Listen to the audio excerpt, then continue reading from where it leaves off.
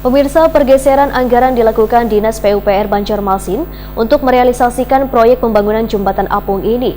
Karena pergeseran anggaran haruslah sesuai dengan urgensinya, namun anggota Dewan menilai pembangunan proyek jembatan apung kada ada urgensinya sama sekali.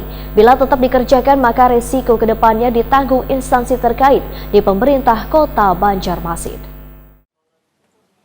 Pergeseran anggaran yang dilakukan Dinas PUPR Banjarmasin untuk merealisasikan proyek pembangunan jembatan apung yang menghubungkan Siring Peretendean dekat Patung Bakantan dengan Siring Sungai Baru atau Kampung Ketupat Banjarmasin Tengah melalui bawah jembatan Dewi ini akhirnya dihentikan sementara.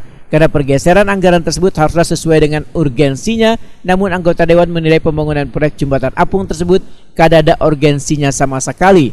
Padahal 2 dari 3 proyek anggaran yang digeser yaitu penguatan tebing Saka Mangkok Kelayan Selatan, Muara Kelayan, serta kawasan Banjarmasin Utara masih bisa dikerjakan, tetapi anggaran turut digeser. Demikian dipadahkan Ketua Komisi 3 DPRD Banjarmasin Hilya Aulia takuni prima TV usai rapat lintas komisi terkait dengan proyek pembangunan jembatan apung yang dihadiri perwakilan Komisi 1, Komisi 2, wan Komisi 3, wan menghadirkan Barit Bangda, Dinas PUPR, Inspektorat wan Bagian Pembangunan Sekretariat Pemko Banjarmasin di ruang paripurna DPRD Banjarmasin, Jalan Lambung Mangkurat, Banjarmasin Tengah, Kamarian, Senin 22 Agustus 2022. Politisi Partai Kebangkitan Bangsa ini pun menegaskan bila penguatan tebing sangatlah urgensi untuk mencegah meluapnya banyu supaya kada terjadi banjir bila dibandingkan membangun jembatan apung yang keperluannya hanya untuk apeksi.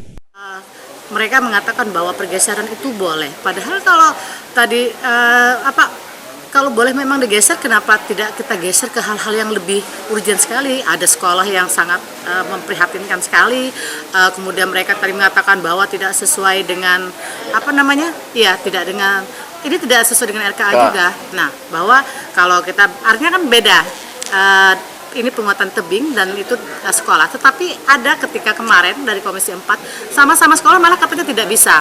Nah, ini jadinya mereka blunder sendiri gitu kan.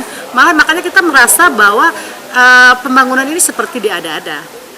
Bahwa diolah program gitu kan. Sepertinya seperti itu. Kemudian juga tadi ketika ada aduan dari masyarakat bahwa ada surat dari proyek inspektorat malah tidak bisa menjelaskan juga. Kemudian juga semua dari tidak ada penjelasan yang menurut kami sangat akurat apa yang telah mereka sampaikan dan membuat kami bahwa ini benar-benar memang sangat urgen sehingga terbangunlah dermaga apung itu. Nah, jadi penjelasan-penjelasan dari para SKPD ini menurut kami masih sangat kurang dalam hal ini.